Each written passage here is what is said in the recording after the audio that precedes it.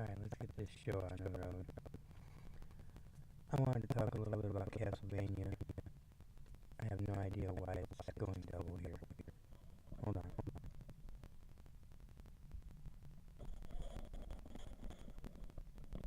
Is that better?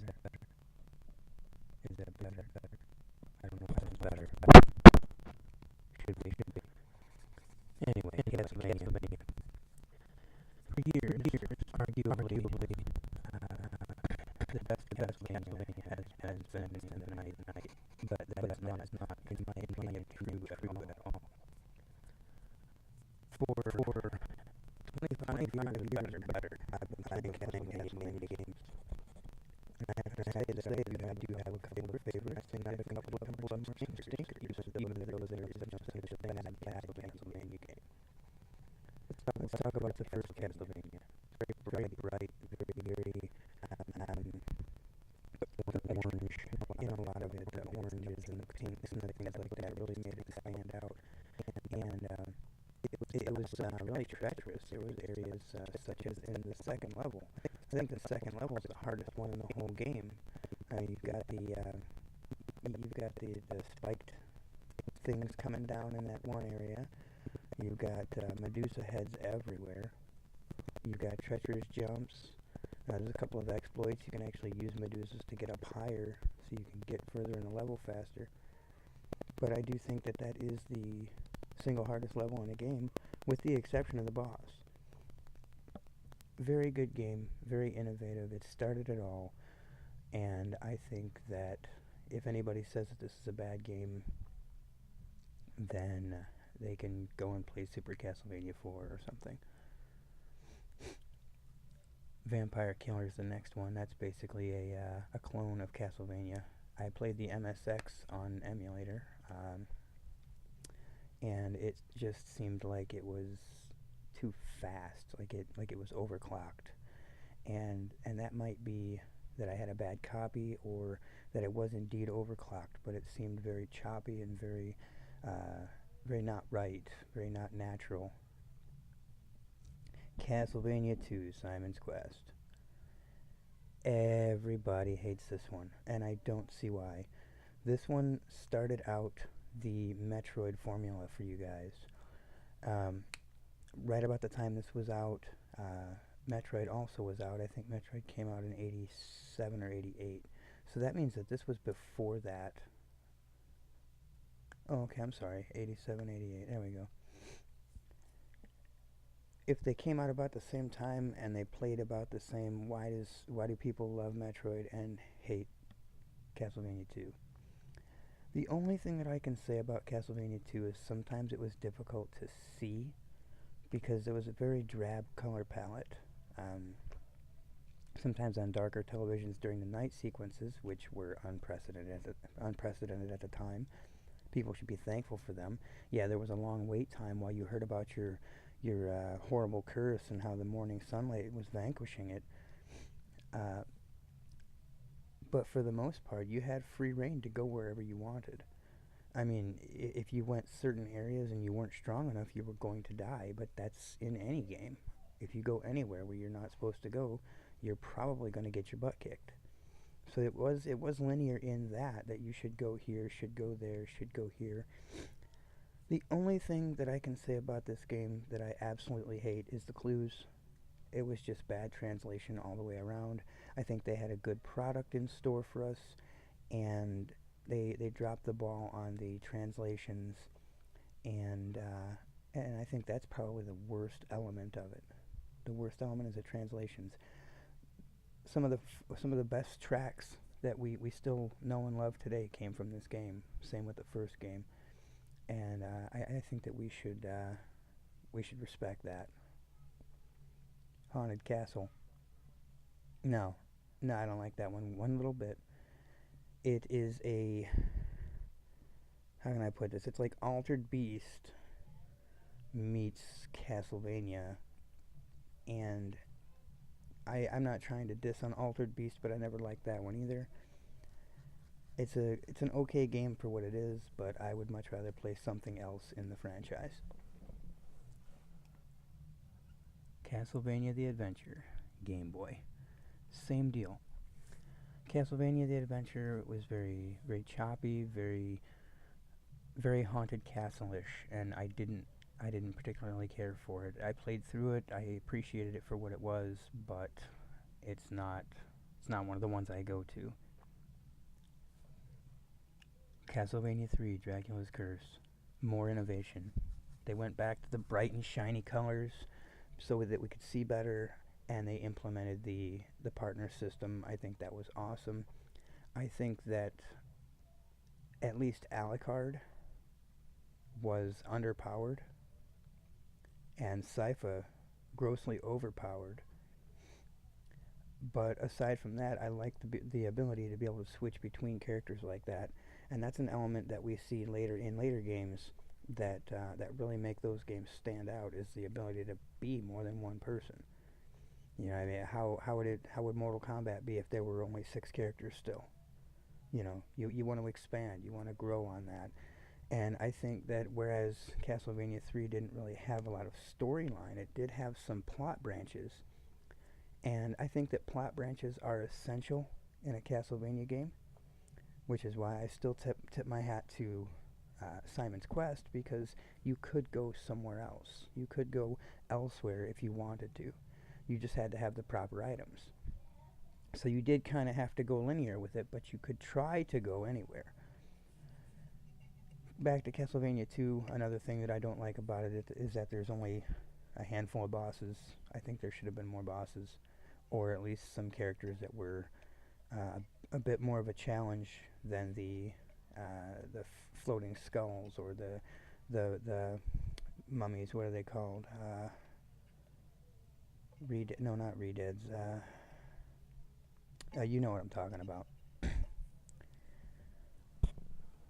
Castlevania 3, Dracula's Curse is number 2 on my list, by the way. Akamajo Special Boku Dracula-kun. That is a cool game. I don't consider it Castlevania necessarily, but it does follow the same formula, and it's awful fun to play. If you've never played that, I would recommend. Castlevania 2, Belmont's Revenge.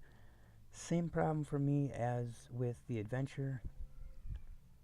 A lot of rope climbing and just bad hit detection and things like that. It's another one like Haunted Castle, unfortunately for me. Super Castlevania 4. Sworn by 90%, I would say, or at least 80% of Castlevania fans as being the best side-scrolling Castlevania. I say phooey on you. All of the elements that made the original Castlevania so great, and this is just a remake, were stolen away. Sub-weapons were no longer needed. You could basically do anything with your whip, including swing from place to place. Now that was kind of cool. And the fact that you had control over your jump was cool. But for the most part, all you needed was your whip. You never even had to pick up any hearts. You could have just walked right on through and kicked the game's butt in probably 10 minutes or so. I didn't care for that very much. I like challenge in my games. Castlevania to me is supposed to be challenging and fun.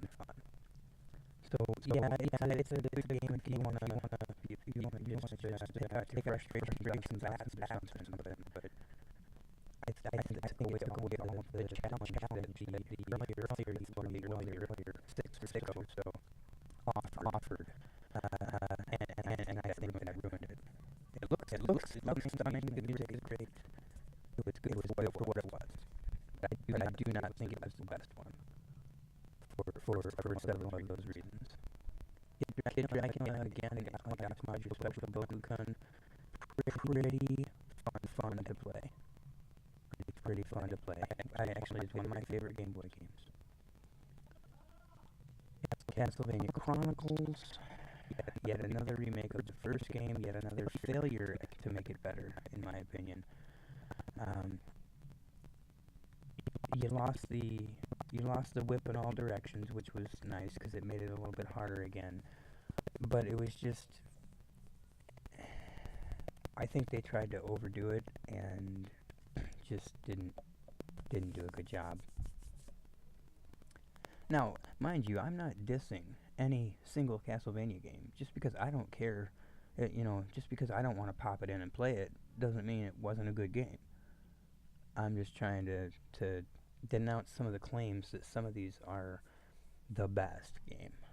Because they all have their faults, and some of them have faults coming out of their ears. Castlevania Rondo of Blood. I will never, ever, ever, ever say a foul thing about this game other than the fact that it is insanely easy playing through with Maria as opposed to playing through with Richter. You have to be a pretty good player to play through as Richter and not suffer loss at some point, because it's just, he is choppy. He's all kinds of not made for that. Maria is the god character. She can walk right on through. I think that is a discredit to the game, although it may be a credit to the game, as they both have their own story and they can both go both routes. And again, the plot branches are awesome. I would put Castlevania Rondo of Blood, and I'll say it a million times, at the top of my list if it's not number one. Castlevania Bloodlines, don't really care for it. It's got the same problems that the Game Boy games had. I think it's very choppy. I think it's very clunky. And I think they tried to focus more on making it gruesome than making it Castlevania. The storyline does branch into Portrait of Ruin, which is pretty sweet. There's a tie-in there. First tie-in that I can think of that wasn't a direct sequel. Castlevania Dracula X, it was good for what it was. Taking all of the information from the PC Engine disc and trying to shove it onto a Super Nintendo cart was nearly impossible, and I think they did a decent job at doing it. No, I would not rather play that than Rondo, but if there was no other alternative, I would certainly pick that up, being that it is still basically the same game.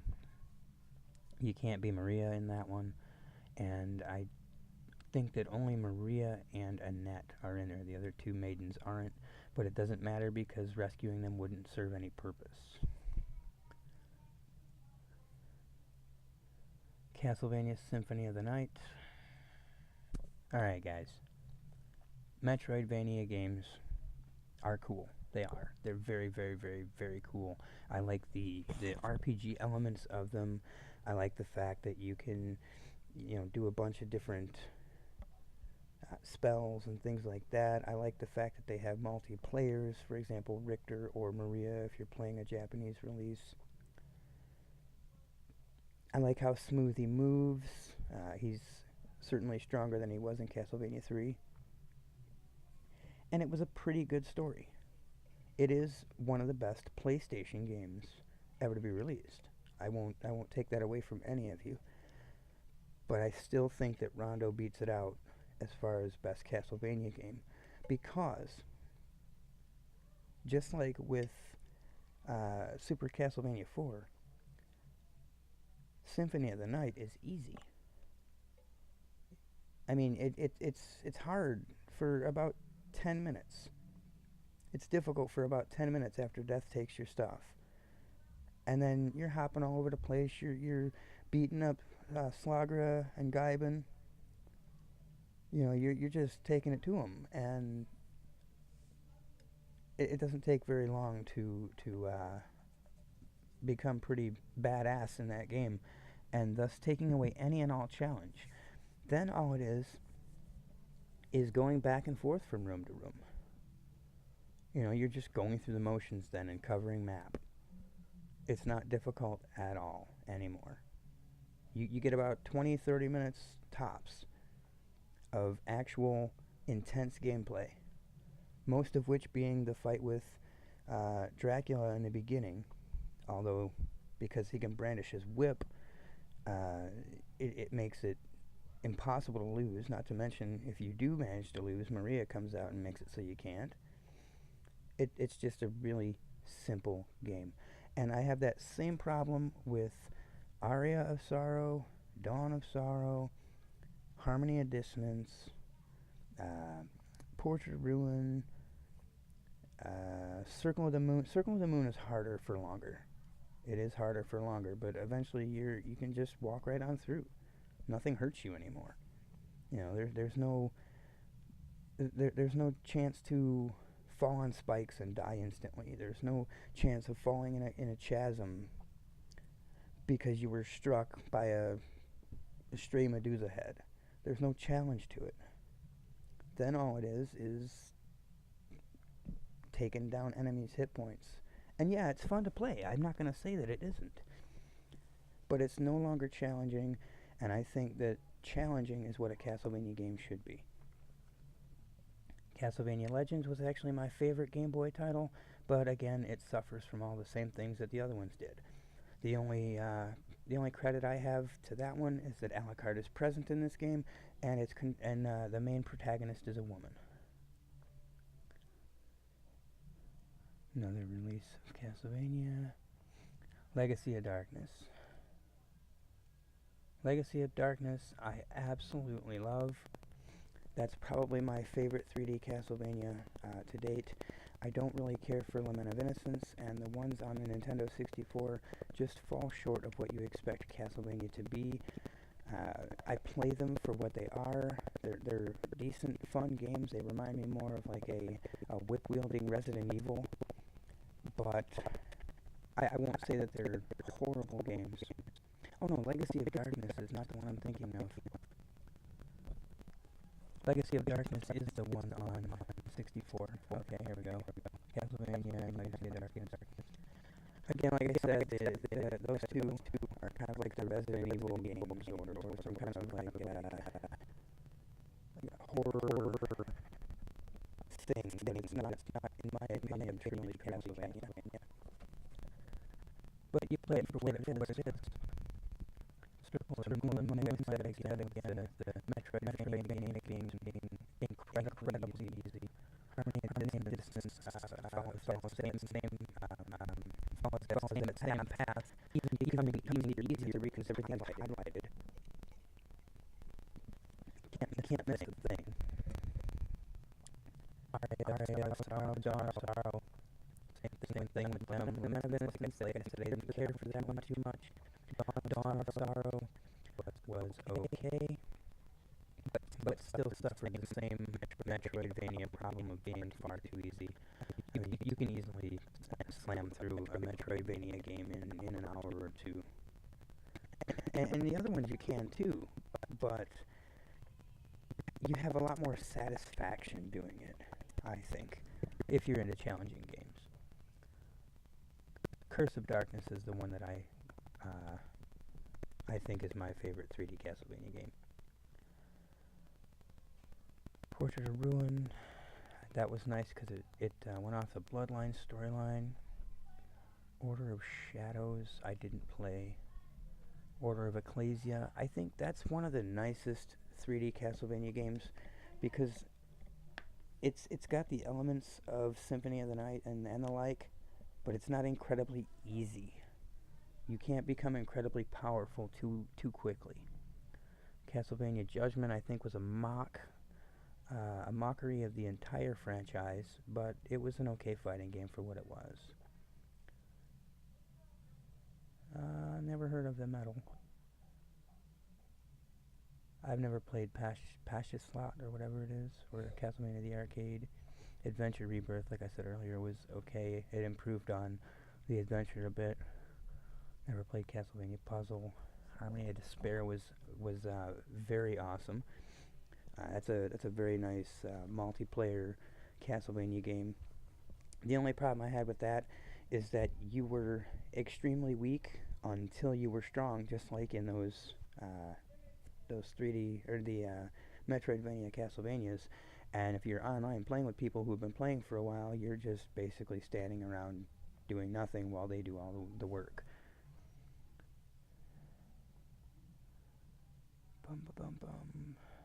Lords of Shadow, it's non-canon, so I can't get mad at it, but I didn't like where they went with it. I kind of like the idea of what happened to Trevor in Mirror of Fate.